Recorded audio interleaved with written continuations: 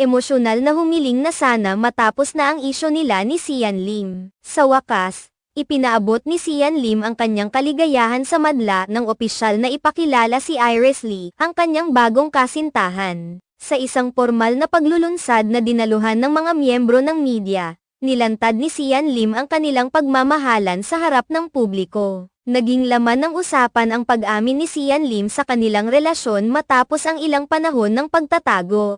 Ang paglantad sa kanilang pagmamahalan ay kinikilala bilang isang hakbang tungo sa pagiging bukas at totoo sa kanilang nararamdaman. Subalit, may ilang nagpahayag ng kanilang saloobin sa mga social media, na nagpapahiwatig na ang pag-amin ni Sian Lim ay patunay lamang na ang panahon ang tunay na nagpapakilala ng katotohanan. Sa kanyang pagpapahayag, ipinakita niya na handa na siyang tanggapin ang mga responsibilidad at hamon na kaakibat ng pagiging bukas sa publiko.